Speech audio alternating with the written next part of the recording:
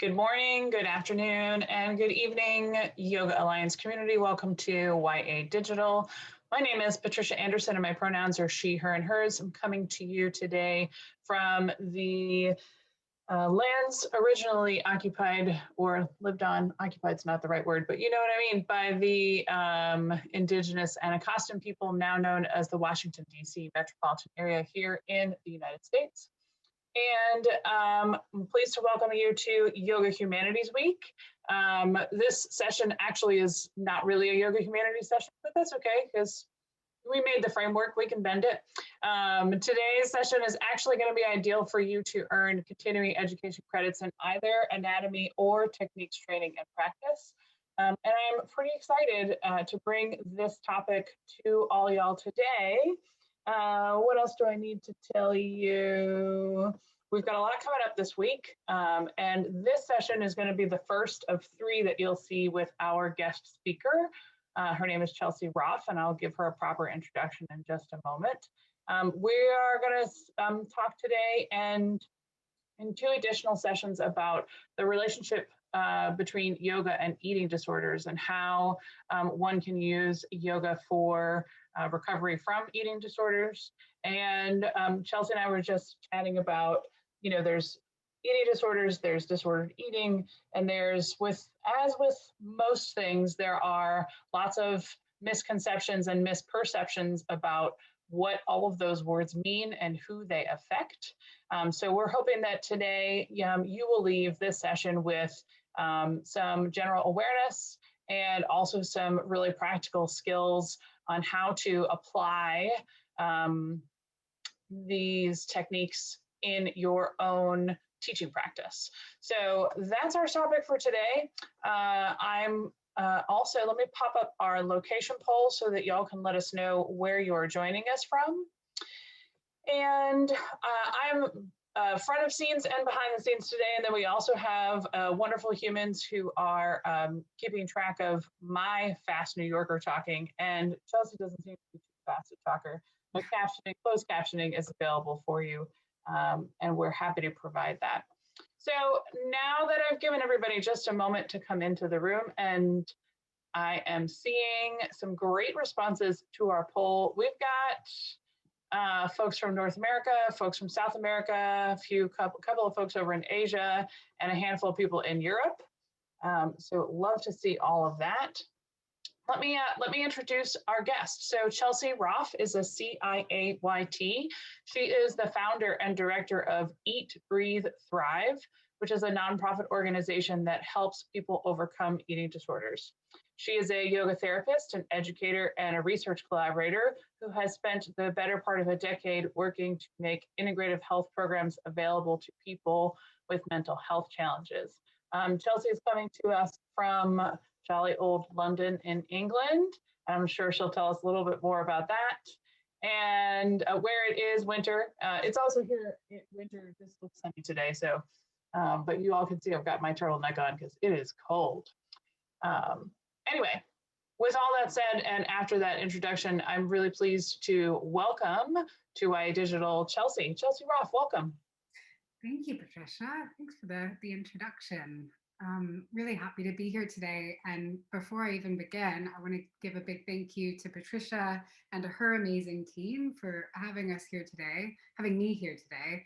I'm probably using the word us because the next group of people I was going to think is the team that isn't here with me right now, but played a big part in getting me here. So thanks to everybody at Eat, Breathe, Thrive for helping me put together today's presentation. They may not be here in the virtual Zoom room we're in right now, but they're kind of infused into everything you'll see today. I also want to thank all of you from all over the world, South America, North America, Europe, Australia. Thank you for coming today and for offering some of your time and your attention. And I hope that this presentation gives you exactly what you're looking for. I'm going to create some time at the very end of the presentation for questions. Patricia mentioned there's a Q&A feature that you're more than welcome to use and drop questions in. I'll try to create plenty of time that way if questions arise. you can get exactly the information you're looking for before we end today. And also, I'll mention that we've got 2 other webinars coming up, as Patricia said. So if I don't cover it today, hopefully one of the other guests that I'm bringing along, I've got Catherine Cook-Catone, who's a researcher in yoga and eating disorders, coming for our March session, and then a really wonderful human called Maris Degener, who will be here as well. So hopefully between the 3 of us, we'll be able to support you in getting whatever information it is that you're looking for, or answering whatever questions that are living in you now. Having said that, I'm going to go Chelsea, ahead. before we dive in, I'm just getting some feedback from the audience that it's a little bit challenging to hear you. Your audio level's a little bit low. Okay, all right. That's what the headphones are on hand for us. We'll go ahead. That's why we have a backup plan. Exactly. We've got 3 backup plans. So this is a team of well-prepared people. Let me put these on and double check. And then while Chelsea is getting settled with that, I'll just remind everybody that the recording of this will be available. And Chelsea, not to put you on the spot, but I forgot to ask, are you going to share the slides? Maybe share them with the audience. Sure. I'm happy to share the slides. We will make the slides available for download as well. Okay, that's enough interruptions. I'm going to let you take it away now. Oh, that's okay. Is the sound better? Yes, it is. Thank you. Okay. Yeah. Wonderful. I'll go ahead and share my slides, and we'll get started. Here we go. Share.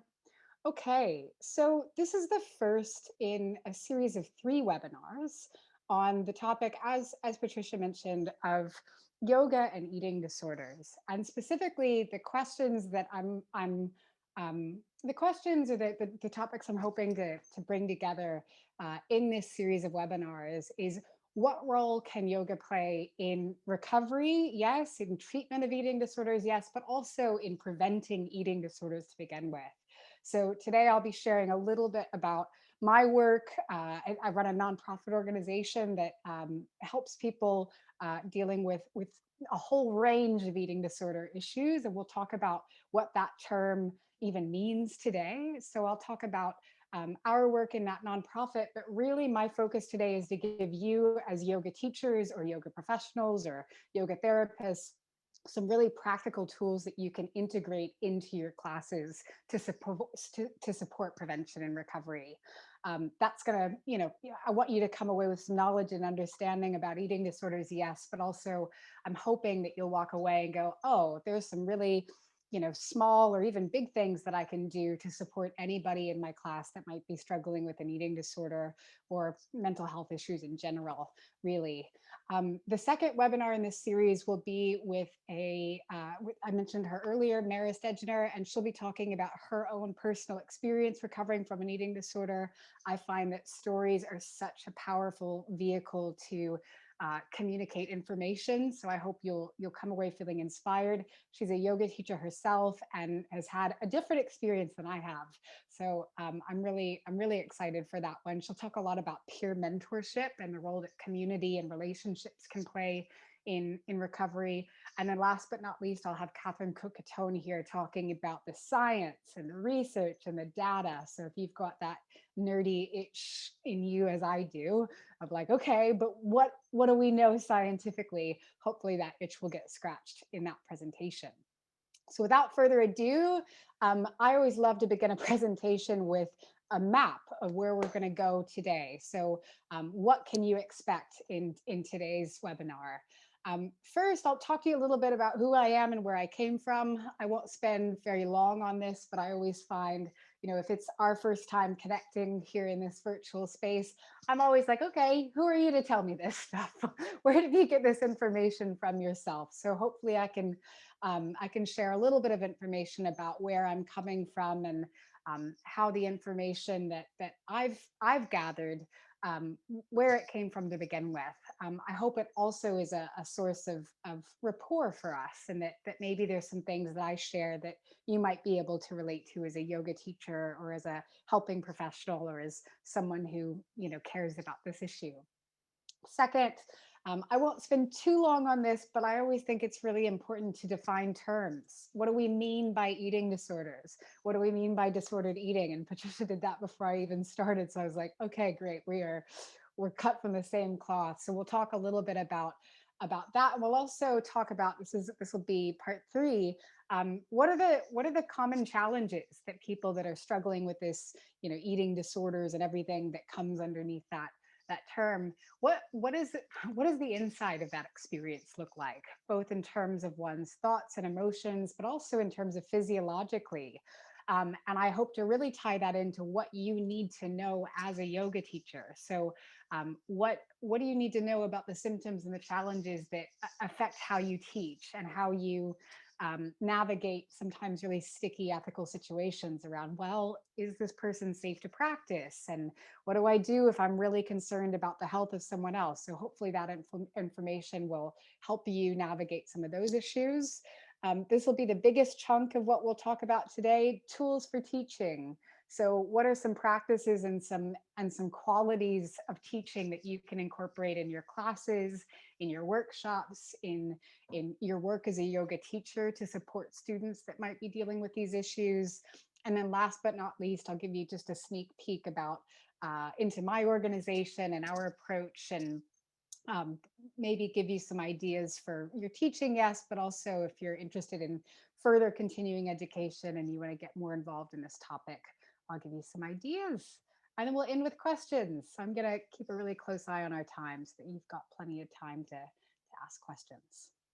Okay, so to begin with, how I got into this work. That picture on the left, I almost don't recognize her, but that's baby me. That's baby Chelsea.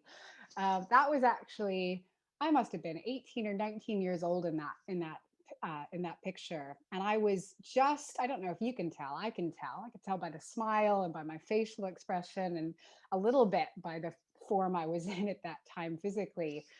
That was me right on the tail end of an eating disorder, and just on the cusp of recovery.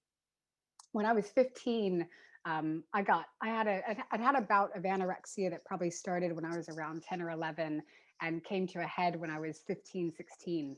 And I won't go into it fully today, but when I was 15, I ended up having a stroke and ended up in a hospital for almost a year and a half, 16, just over 16 months. So that was my first kind of intersection with this topic. It was a personal one. It was a long personal struggle with an illness that nearly took my life.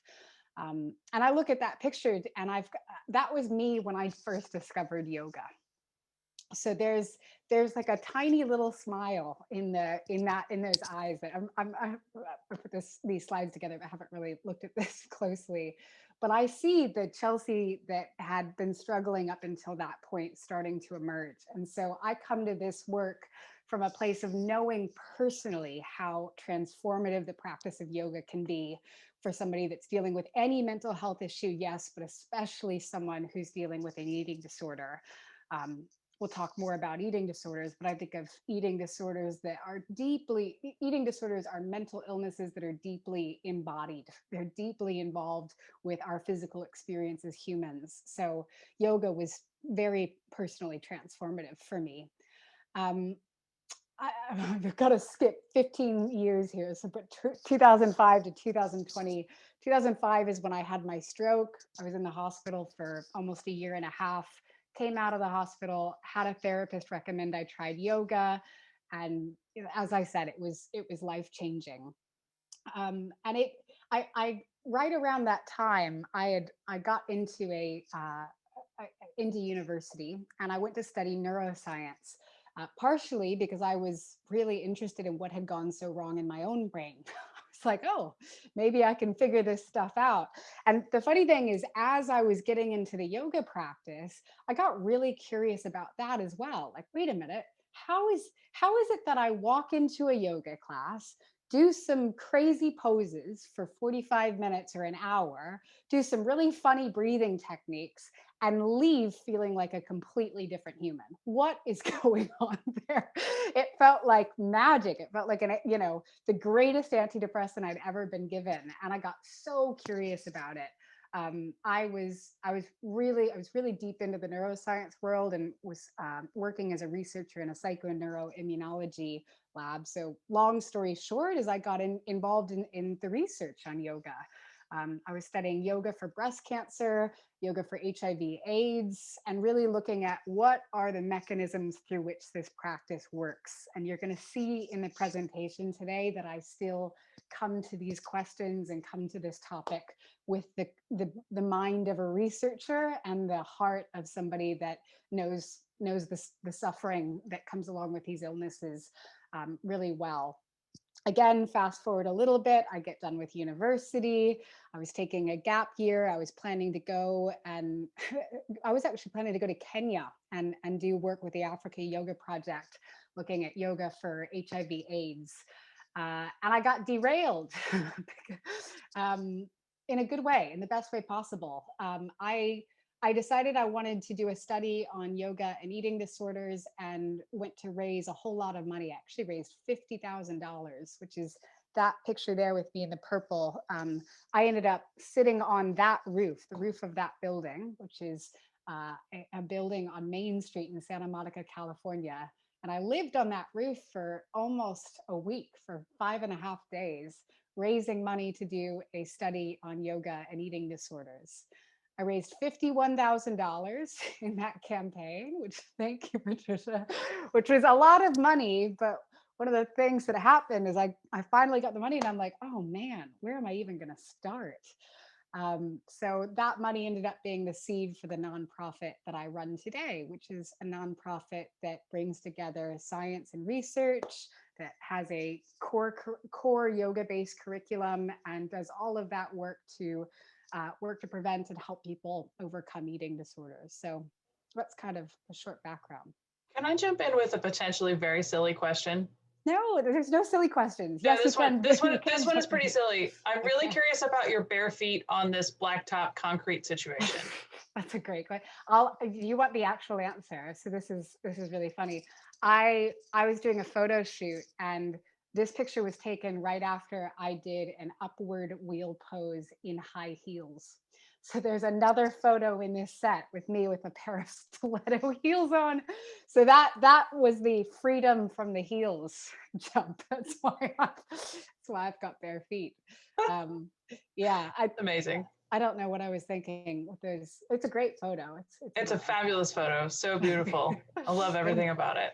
Thanks for indulging me in that. Oh, And, no. just a quick pause. Thanks for so bravely sharing your story with all of us. Oh, Really appreciate that. Thank you. Thanks. It's, it doesn't feel quite as tender anymore, but it's funny that looking at this photo actually brings a little tenderness up in me. I'm like, oh, that was right on the cusp. Thanks, Patricia. All right, so that's how I got into this work. We'll continue on. I always like to start, as I said, by defining terms. And I like to think of eating disorders not as discrete categories, meaning not as, one illness, a second illness, and a third illness, but more as a spectrum. I find if I'm ever at a networking event or I meet someone for the first time and they ask me what I do, and if I say, I run a nonprofit that supports people with eating disorders, that works to prevent people from developing eating disorders to begin with, I find two things happen. One, Patricia and I were talking about before this webinar started. People immediately assume that I work with women, whatever that term means to them to begin with. So I might say it and then they go, oh, wow, I'm so passionate about women's work. And I'm like, oh, me too. What does that have to do with anything that I just said? So one, they assume that eating disorders only affect one subset of the population and one particular gender category or gender identity. And then the other thing they assume is that I only work with people who are underweight. So they immediately assume that I work with people that having an eating disorder means being, someone who identifies as a woman. Usually there's kind of an assumption that this person is young and thin and emaciated. And often there's, I think the image that comes up is the one that we see in TV and movie and advertising, which is, a young college age white girl that's too thin. And my experience working with this population over the past, I think coming on 8 years, is that assumption could not be further from the truth. eating disorders affect all genders and all gender identities. In fact, people, the folks who are transgender actually struggle a whole lot more in terms of, it's not that there are more transgender people that have eating disorders in the world, but the rate of eating disorders in the transgender population is a whole lot higher than it is in the cisgender population. And you can imagine why, right? If you're in a body that doesn't fit with your experience of yourself, or if you're in a body and everybody's saying, well, this is how your body should look, or this is what a man is or a woman is, and you don't fit that mold, you can imagine that some of this stuff is going to, well, body struggles are going to be there, not to even mention, and we'll get into it, all of the anxiety and the depression and the mental health struggles that can come along with it. The other thing is that we're not just talking about anorexia, we're talking about a whole host of issues that fall under this term. I love to think about the spectrum, and this is, I guess, my scientific background, but as an XY axis. And on the Y axis, I think of severity or intensity. And on the X axis, how I kind of tell myself, what I tell myself is um, diversity of experience, or all of the different ways that these mental health struggles can show up in our relationship with food. So I've added some things to the chart, but I want to be really clear that these are not all encompassing. You'll notice on the under eating part of the spectrum on the x-axis, you've got a common disorder most people think of when they hear eating disorders, anorexia nervosa, at the top end of the severity spectrum. And by severity, I mean that's when people start to see physiological issues showing up, heart issues, lung issues, liver issues. And also, it's the time where you start to see a lot of disruption to that person's ability to function in their life, to hold relationships, to eat out with other people, to not to be able to get out of the bed and have a day, a full day. So that's at the high end of the spectrum, but you can imagine, I've put the word restricting down lower, but yo-yo dieting and, going on and off of diets and cleanses and all that sort of stuff, that's the same category of behaviors. It might just not be causing that person as much dysfunction yet, I would say, and maybe never, but for some people, it's, they may go in and out of higher severity. Further on in the x-axis, you'll see bulimia. Bulimia is characterized by purging usually, and there's a number that we use. We use a couple different manuals in psychiatry to diagnose mental illness. The one that most people are familiar is the Diagnostic and Statistical Manual. So there's a lot of different criteria that we use to diagnose an eating disorder. I'm oversimplifying here for the sake of time and trying to communicate some things to you shorthand. But bulimia, there's a number of symptoms, and it depends on the edition of the Diagnostic and Statistical Manual you're looking at in terms of how we define it. But the common thread is purging, or by purging, what I mean is using different types of behaviors to get rid of something you've consumed. So that could be vomiting, that could be laxative abuse, it could be over-exercising, which might be, if somebody's just over-exercising, it might be a little lower down on the severity spectrum, but you can imagine if they start using laxatives to get rid of food that they've eaten, or they're over-exercising hours and hours a day, that can cause a lot of dysfunction. So it might start to show up higher. And then, of course, further on, we've got binge eating disorder, which is a new diagnosis in the latest Diagnostic and Statistical Manual, which is not to say that it's a new illness. It's just the first time psychiatry has gone, okay, we have enough data to say that this is a real experience. If you study the history of the Diagnostic and Statistical Manual, you'll find lots of diagnoses change and evolve and come in and out of fashion over the years. These are just terms. I guess this is how I'll wrap this part up, is all of these labels: anorexia, bulimia, binge eating disorder, orthorexia, uh, body dysmorphic disorder, all those things that you've probably heard, or maybe you're just hearing for the first time, all these labels that are on the eating disorder spectrum, those are all terms and words that we use to describe a human experience and expression of suffering. I'll say that one more time because it's one of the most important things I will say in this presentation. The term eating disorder, the term anorexia, the term bulimia, the term binge eating disorder, those are terms that we use to describe an experience and an expression of suffering. So that's not to oversimplify it. That's not to say it's not real, but all of those things, I hope I'm sharing with you as yoga teachers. These are not that far outside of normal life. This is, we all experience suffering. We all experience distress. And some of us use alcohol to manage that suffering. Some of us use dieting to manage that suffering and to feel better about ourselves and gain a semblance of control or, feeling of normalcy. Some of us soothe ourselves with food. Some of us soothe ourselves with relationships. This is not that far outside of your experience. So when you're dealing with a student with an eating disorder, it's really important to come back to that. This is a human who is experiencing suffering and expressing it in the way that the habitual patterns they've grown to do this. Sorry, they've grown to express it in over the course of their life, and probably, familial trends and cultural trends.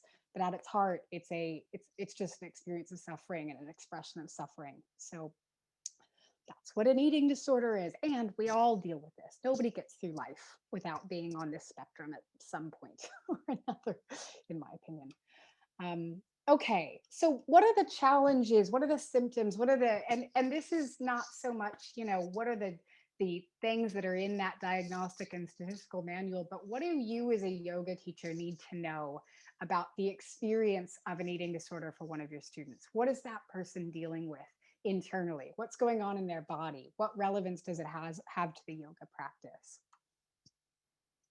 The first thing I want to talk about is cardiovascular complications. And I want to talk about this because I think this is where yoga teachers lack the most knowledge around eating disorders.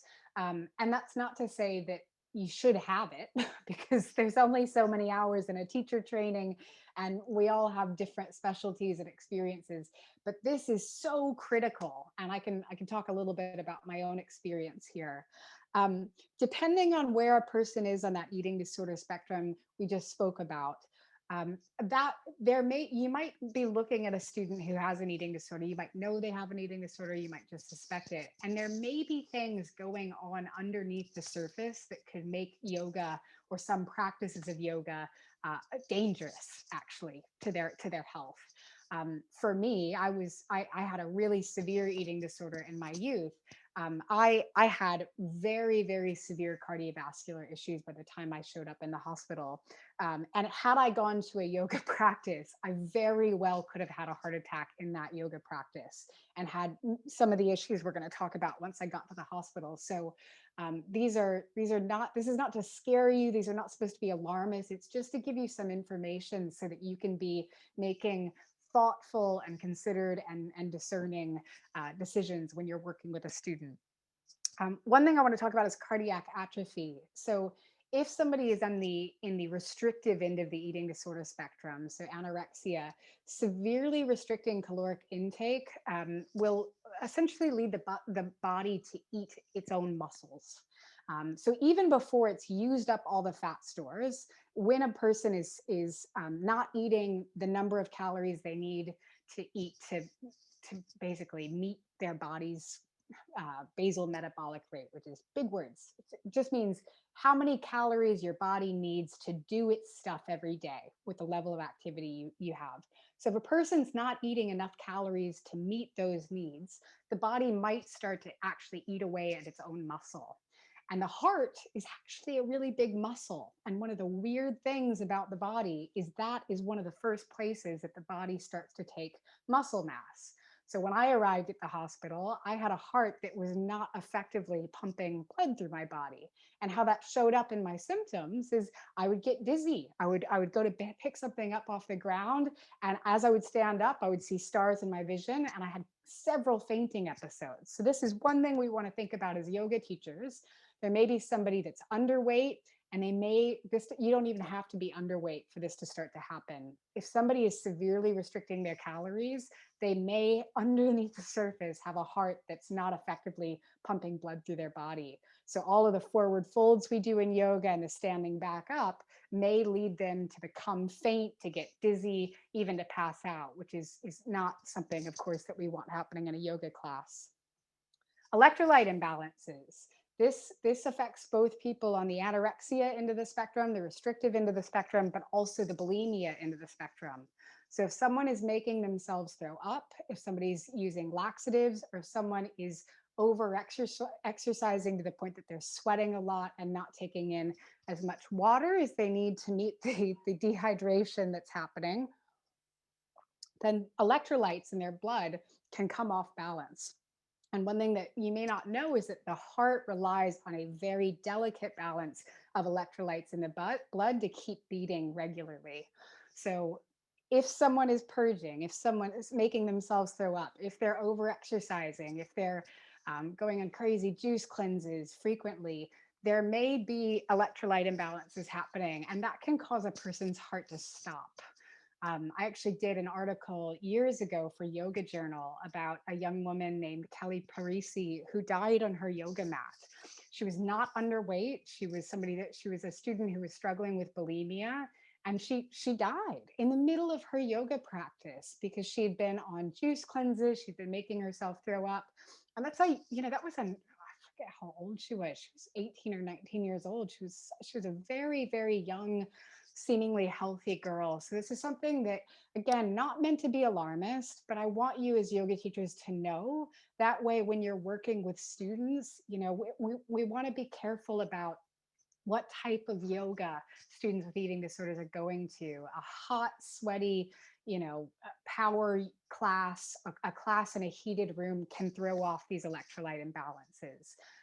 We'll talk about this a bit later, but when in doubt, ask for medical clearance. Ask for a doctor to check that person out and make sure that their electrolyte levels are good. And we can talk about that a little bit later. I'll go through these a little bit faster because those first two are the ones I really want you to think about.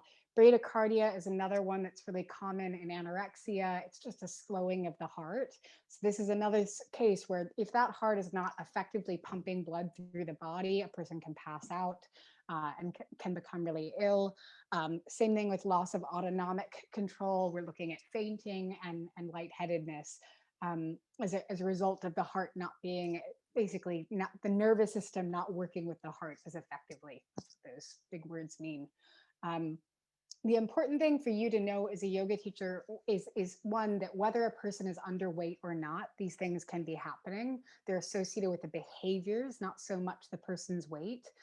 When in doubt, ask for medical clearance. Ask for that for them to go and just get checked out by a doctor. Let them know that you're worried about them. And then I always say to yoga teachers, your number one job as a yoga teacher is to keep everyone in your class safe. The person who has an eating disorder, the people around them. So if you've got any doubt about your ability to do that, then ask for medical clearance. And you might also, if you're really worried about a person, maybe route them to a gentler or a more restorative class, which again we'll talk about a little later on. Okay.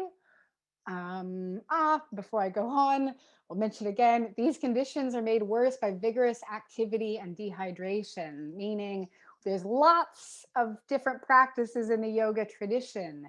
And a hot power yoga class, not that power yoga is bad, by the way, I enjoy a good power yoga class, not that a heated practice is bad, but we want to be offering the right practices at the right time for a person in their recovery. So if we suspect they're dealing with any of these things, heated rooms are a no-go, vigorous activity are a no-go. Anything that's going to put added stress on the heart is a no-go. Okay, we're talking about common symptoms and challenges. If one thing I always talk about, and you all will be familiar with this, the monkey mind. I'm trying to put this into yoga speak so everyone will kind of relate.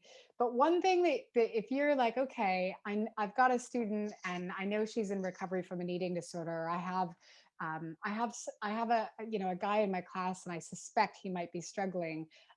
One thing that I'd encourage you to do is think about what might be when you're asking yourself, how can I be of service as a yoga teacher? What supportive role can I play? It can be helpful to think about what might be going on in that person's mind. Eating disorders are characterized by really a lot of rumination, a lot of rapid self-critical, self-loathing thoughts. So, things like, have I gained weight? I don't look good. A lot of kind of addictive quality stuff. So, it might, yes, substance abuse and eating disorders go hand in hand, but it might be just really obsessive thinking about what they ate that day, or what they're going to eat later, or how many calories are in this food or in that food. They might be thinking about how much they weighed when they woke up that morning, or how much exercise they're going to need to do to get rid of what they ate. They might be really sensitive to the judgment of other people. They might be thinking, oh my gosh, this teacher's probably looking at me and thinking I'm so bad at yoga, or I'm the worst person in this class. So there's a lot of perfectionism, a lot of self judgment. And I think one of the, the most helpful aspects of the practice for me was having an opportunity to come and get on my mat and focus on something other than my own nose and my own head for a while. To get into a pose and focus on drishti, to focus on what I was looking at, to focus on my breath instead of what my body looked like, and instead of what I'd eaten that day. So that's a common challenge, and a common thing that can come up in a yoga practice. Another thing, and this won't surprise you, is that eating disorders, I mentioned there, we're talking about experiences and expressions of suffering. We're talking here about, that experience of suffering is something that most people deal with in life. Depression, anxiety, reactions to trauma, and reactions to things that happen over the course of life that can be really difficult. So most people with eating disorders struggle with self-regulation. We'll talk about this a lot when our researcher Catherine is here. Her specialty is embodied self-regulation. But at its heart, just like anybody else in life, folks with eating disorders struggle with anxiety. They struggle with soothing themselves when they feel really anxious about their weight or about what someone said earlier. And they might use starving, and they might use purging as a way of calming that anxiety down. They might deal with depression and might have a really hard time getting out of bed in the morning. So a lot of my folks with binge eating disorder, they at home all day, and they're eating, and they're trying to self-soothe those depressive, lethargic, really sad and difficult and helpless states of mind. So that's a common challenge. And then, of course, trauma is really common in eating disorders. So a lot of times eating disorders are a way of coping with trauma. Another big thing is what I call disembodiment. This image here is actually a picture of the vagus nerve, which we don't have time to go into fully today.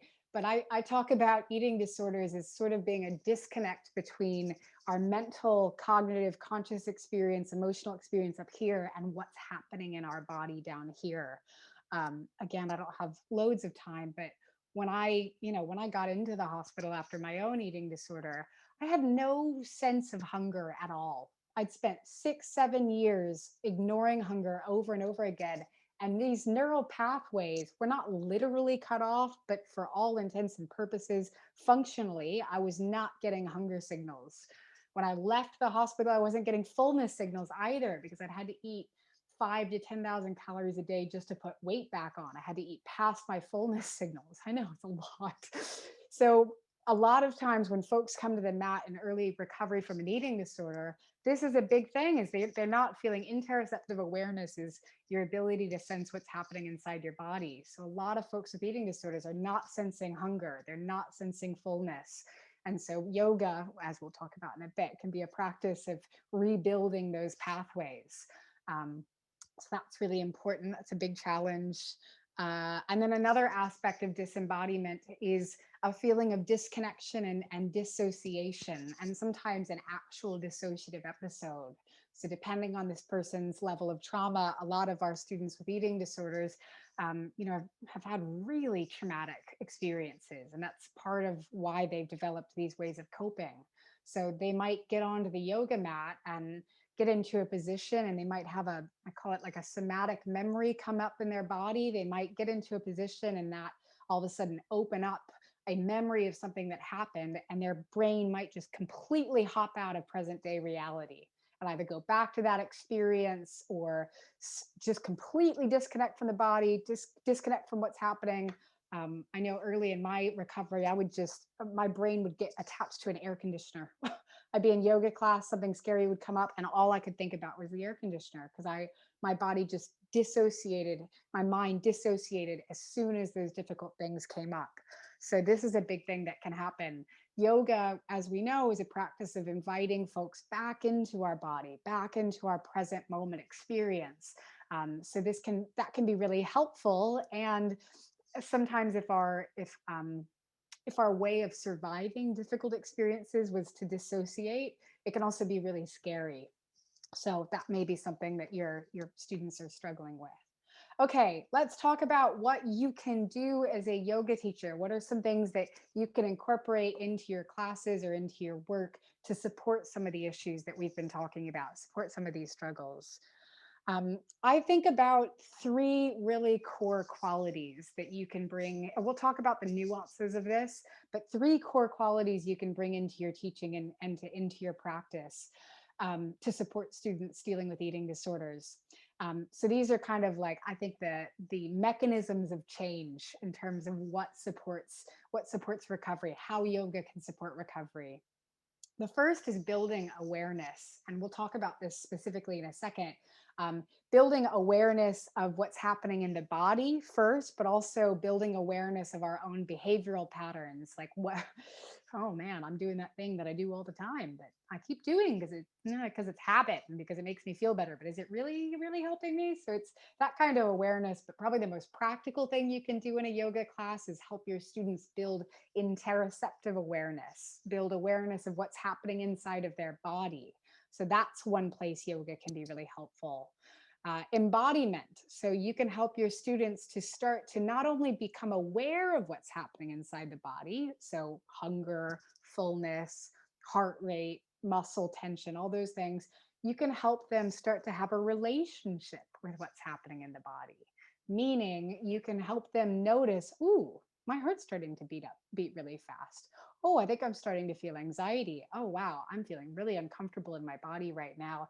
And help them use practices with their breath, with their body that can change what's happening inside of their body, which I think of as a really important part of embodiment. So, not just I know what's happening inside here, but this is my body and I have an ability to shift and change it in accordance with what I want to be doing. The other one that's key and also probably the most challenging of all of them is that you can help your students start to build compassion. Compassion for themselves, compassion for what they've done in the past, compassion for those around them, for the difficult experiences that have happened, perhaps people that have hurt them. So that can be really key. Those are, I think, big picture. These are the mechanisms of change. This is where we start to see yoga have a really positive impact. Um, so what do we mean specifically? I mentioned awareness, and I mentioned interoceptive awareness. Interoception or interoceptive awareness is your ability to sense what's happening inside of the body at any given time. There are lots of different types of interoceptive awareness. There are hunger and fullness. There's thirst, so your ability to sense when you're thirsty or when you're parched. There's pain. You can sense when you're having muscle pain, when your stomach is upset, when you've got a headache. Temperature. You notice when you've got a fever. You notice when your body gets shivery or cold. Heart rate. You start to notice when the heart beats really fast or starts to slow down. Respiratory rate. We can notice how quickly or slowly we're breathing. Fatigue. We can notice tiredness. Blood pressure, noticing how quickly blood is moving through the body. And even sexual arousal is a form of interoceptive awareness, noticing when our body starts to get active in that way. So one specific thing you can do as a yoga teacher is help your students become aware of what's happening inside of their body. And that's as simple as the cues you give in yoga poses. If you want to make your class a space that supports recovery, just simple. Put them in a warrior twos and say, notice what's happening in your leg.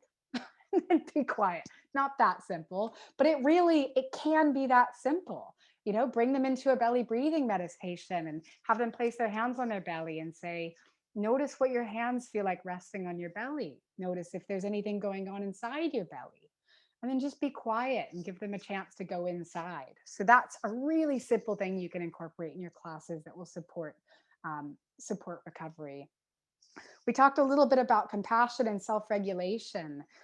There are some simple tools you can bring into your classes to help students deal with trauma, to help students deal with depression and anxiety. This is kind of I forget, Julian Mark Walker used to call this the trifecta. But this is grounding, orienting, and resourcing. Grounding is noticing where your body makes contact with the floor, with the earth, with the mat. So that's as simple as when we're in a seated twist or when we're lying down in a supine twist, noticing where our body makes contact with the floor. This can help bring us into the present moment, take us out of dissociation, take us out of, oh my gosh, I wonder how many calories were in that. Oh, I don't like the way my body looks, blah, blah, blah, and go, oh, that's what my feet feel like on the ground right in this moment. That is life-changing, that ability. Orienting is noticing what's happening in the room, noticing the light, noticing the sound, noticing the smells in the room. One thing I do with my clients in eating disorder centers who are really struggling is we actually have frozen oranges that we take out of the freezer and they hold them in their hand and notice the quality of coolness. It's a way of bringing them into their sensory experience. Sounds so small, and you might go, how would that help somebody with a mental health challenge? It's building a mental muscle. It's building a muscle of being able to come into the present moment and be right here rather than rumination and all the crazy places our mind can take us. Resourcing is using our own inner experience to change our state of mind. There's a question I incorporate in my classes a lot. I say, what was the last thing that made you laugh?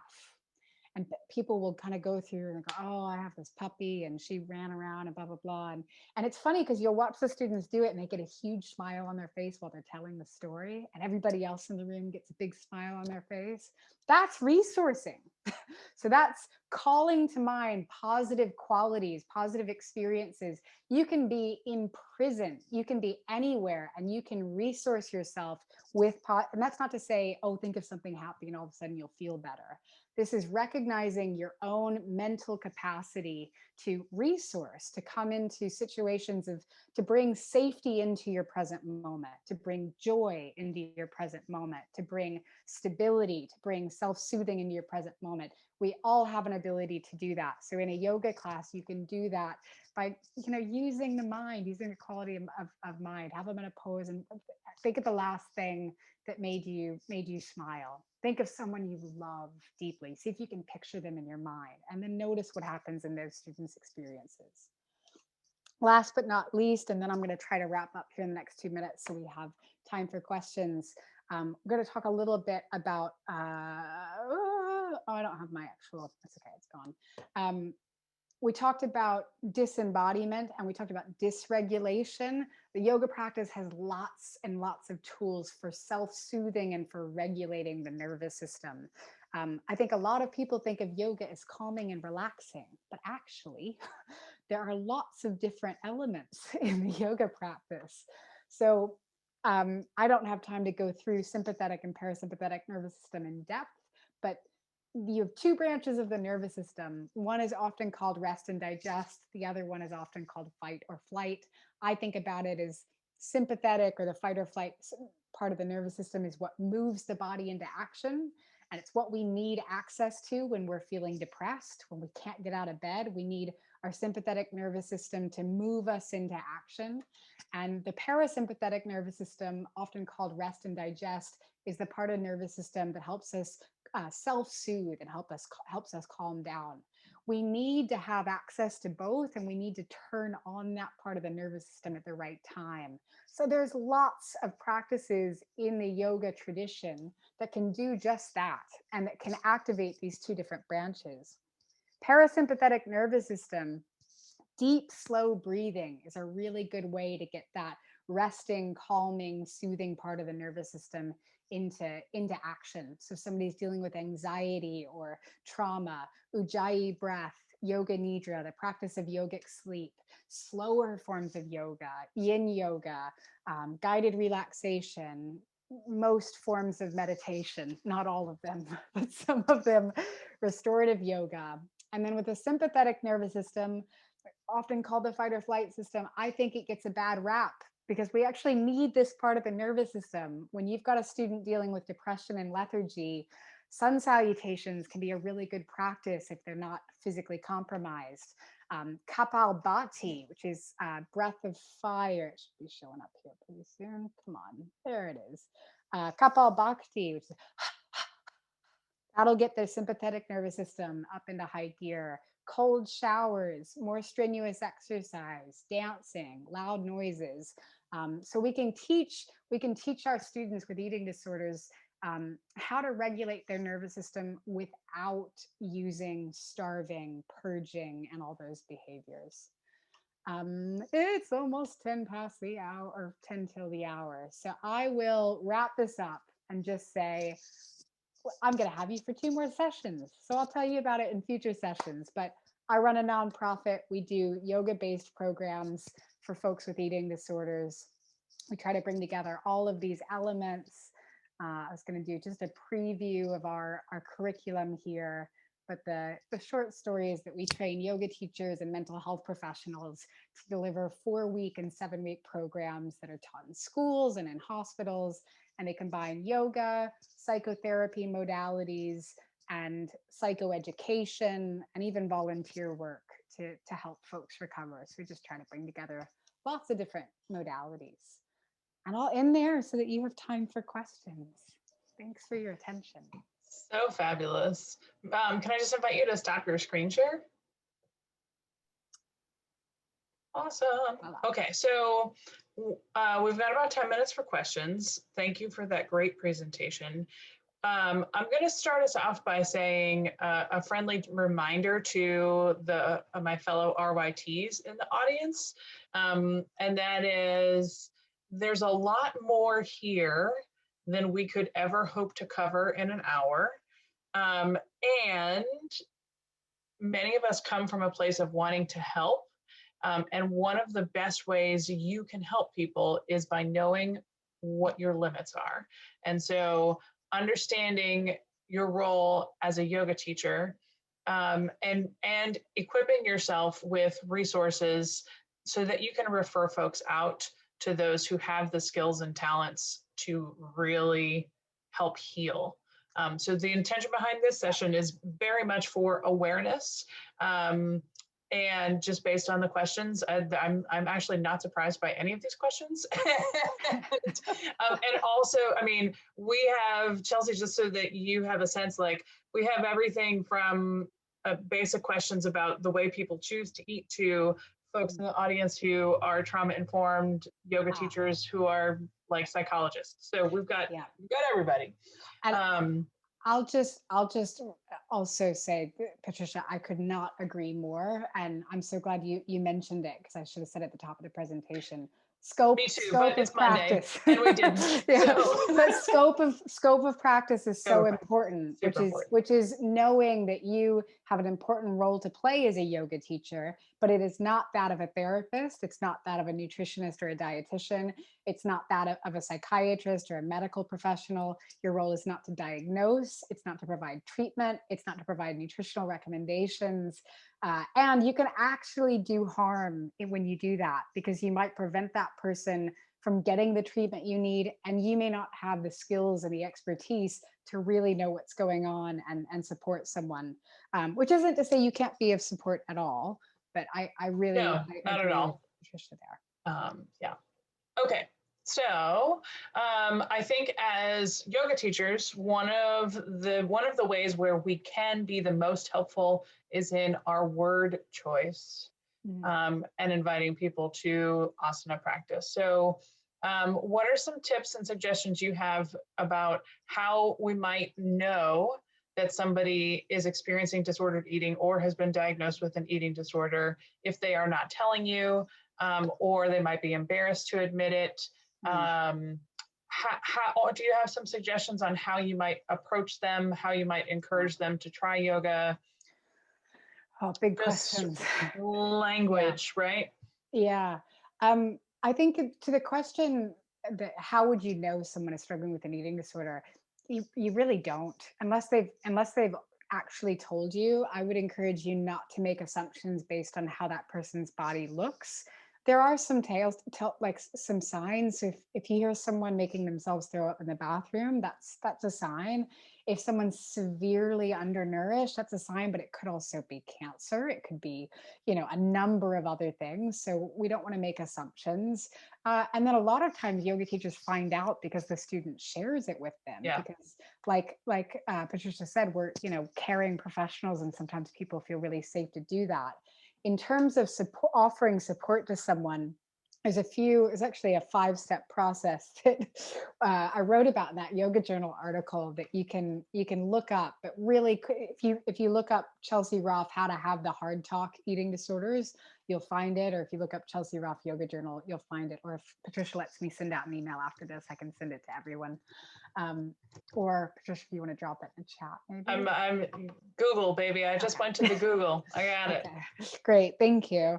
But a couple, the quick points here are, one, don't make assumptions.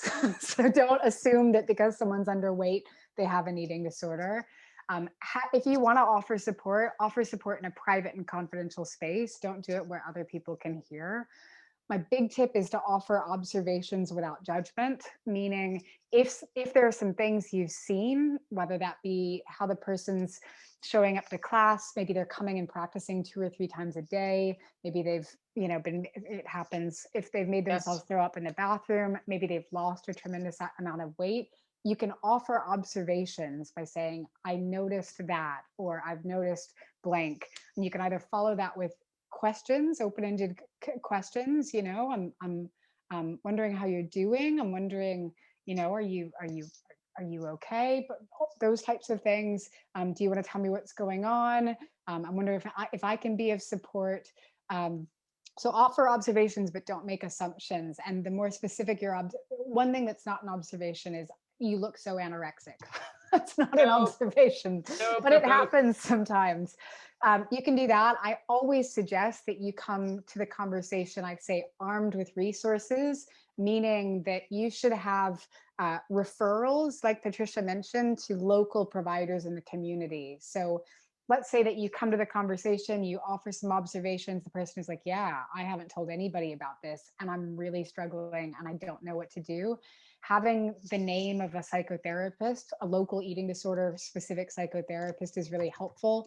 What we do in our organization, and I encourage you to try doing as yoga teachers because it works really beautifully, is actually calling the psychotherapist or the counselor or the treatment center ahead of time and confirming that they're taking clients, confirming that they specialize in eating disorders, and confirming that they have a sliding scale or that they accept insurance. That way you can say, I actually spoke to this therapist earlier this week and she's amazing. So having some personal contacts with eating disorder specific professionals can be really, really useful.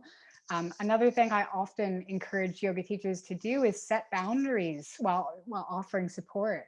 And that might mean boundaries around what you as a yoga teacher can provide in terms of how much contact and all of that, but it also might be boundaries around your class. We have courses, and sometimes I have folks that are actively suicidal or self-harming or really, really struggling. And one of the boundaries we have to set is, I have to say, I really want to welcome you to this course, and I really want to have you here. And I'm worried it might do more harm than good right now. And I'm wondering if I can refer you to a great professional that I know or that I spoke to earlier this week, have you get a firmer kind of base underneath you so that you are medically, physically not compromised, so that you're a bit more stable. That way you can come to class, or you can come to this course, and it can be useful to you instead of actually triggering stuff and all of that. So sometimes the boundary isn't, you're not allowed to come to my class. Although it is that. It's just I deliver it in, I really want to have you here, and I'm worried that it might actually do more harm than good right now. And here are the reasons why. Here's a therapist, here's a treatment center. Can I get you in here, and can we talk again in a few weeks and see if you're in a place where, you know, this can be, because I think yoga can be really helpful for you, just maybe not right now. Great. That's super helpful. Okay, sorry, I'm just trying to, oh gosh, we only have 1 minute left. This is, how did that happen? I'll be here 2 more times. It's true, thankfully. You know what, I think I'll kind of group a bunch of things that I saw into a question for you. And then just for your benefit, Chelsea, and for the audience, I do take the Q&A after the workshop and send it to the presenter. So you'll get that, Chelsea. We are going to post Chelsea's slides. They'll be available for download with a recording of this workshop. And that happens on yourya.org. It usually takes about 2 business days. So today is Monday. You should be able to see that like around Wednesday. Okay, so Chelsea, before we close, I'm going to toss this sort of combined question to you. And then also, if you have any final thoughts, please do share them. So there are a lot of, I've been trying to think of the way that I want to phrase this. There are a lot of choices that people make in the way that they choose to eat. Yeah. So some people might choose to eat a vegan diet. Some folks might choose to eat a pescatarian diet. Some folks might use intermittent fasting, which are not necessarily disordered eating, but could lead to disordered eating, could lead to eating disorders. Do you have thoughts about what you should be on the lookout for as a yoga professional when you become aware that folks are using those things, or just I would rather not open it up to I feel like you and I could talk for hours about our opinions on each of those things, so let's not go down that road. Well, and I won't. I can't. I get asked a lot, does your organization Eat, Breathe, Thrive prescribe a particular diet or a way of eating? And the answer is absolutely not. The most fundamental thing we can do as yoga teachers is give a person offer practices that may help a person build their capacity to sense what's happening in their body, sense what their own body needs, because every single human is as unique as they come. I couldn't give you a diet because every human needs something different, everyone. So I'm not a fan of prescribing, saying these are the nutritional approaches a person needs to recover from an eating disorder. On the other hand, I will say there's good research to suggest that dieting can be a trigger for eating disorders. And by dieting, I don't mean trying out a new kind of way of eating. I mean cutting your calories down. Does that make sense? So in a moderate way or an extreme way? Does it matter? In an extreme way. So when you cut calories below basal metabolic rate, which is the number of calories a person's body needs to do their particular activities during the day. I think the numbers last time I looked were like people who go on diets period are 6 times more likely to develop an eating disorder, and people who go on diets that cut calories below a basal metabolic rate are 18 times more likely to develop an eating disorder, especially if they're young. As a yoga teacher, I wouldn't say be on the lookout, but what I will say is the yoga community has a tendency to talk up all the cleanses and keto diet and all of this stuff, often without good research on it, and often without an appreciation for how different every human body and their needs are. So I would be very, very thoughtful about how that kind of conversation can be filtered through the lens of someone with an eating disorder. If I was walking into a class and they said, "Oh yeah, we're all going on a juice cleanse, we're going, this week." Not saying juice cleanses are bad for everyone, but if me in the state of my eating disorder, if I heard that, I'd jump right on board and I'd be like, "Well, the yoga teacher said it's healthy," and Right, and you have a position of power and responsibility at the Exactly. front of the room. Exactly. So be thoughtful of that, and then the idea that you need to just the notion that comes along with dieting around we need to fix and change our bodies in order to be valuable is so damaging for those who are in the midst of an eating disorder or perhaps predisposed to one. So I think we need to think really thoughtfully about what is our intention when we're changing the way we eat. Is it to fix and change the body? Is it to have more energy? Is it to have better digestion? Is it to be able to move more freely and with less pain? I always just say, if you're going to make a change in the way you eat, do it to support your functionality rather than a particular form. And that goes for people who have to change the way they eat, like I did, to gain weight and become more healthy. I had to gain weight and eat more so that I wasn't cold all the time. I was functional. And I have had clients that need to lose weight so that they can walk up a flight of stairs. So do it from that place, functionality, not from something's wrong with my body, it needs to be fixed. Yeah, I think that's great advice and a good note to end on, if you're okay with that. Sure. Yeah. All right, friends. A big thank you to Chelsea for putting this together and for your courage once again and sharing your story. So appreciate that you were able to turn that into service and action and positive forward motion, so to speak. If you're interested in seeing the next session, it will be on Monday, February 22nd, again at noon Eastern time. You can register for it now. The link is up at yourya.org. Just look for the calendar of events. Yeah. Chelsea, I hope you have a great evening. I know it's evening time there. It is. Can I also can I offer, if you want to connect with me further, eatbreathethrive.org is the website, and we have a course on there called Eating Disorders, How Yoga Teachers Can Help. It's a quick 4-hour course. It's hosted on Yoga International, and we talk about all of this stuff in way more depth. So if awesome. This is like, oh, and you can do it in your own time. It's not live. You get to watch the videos whenever you like. Thank you. Wonderful. Thanks again, Chelsea. Yeah. Once again, continuing ed in methodology or anatomy. We thank you for joining us today. Please stay well and keep moving. Thank you. Thanks, Patricia. Bye-bye. See ya.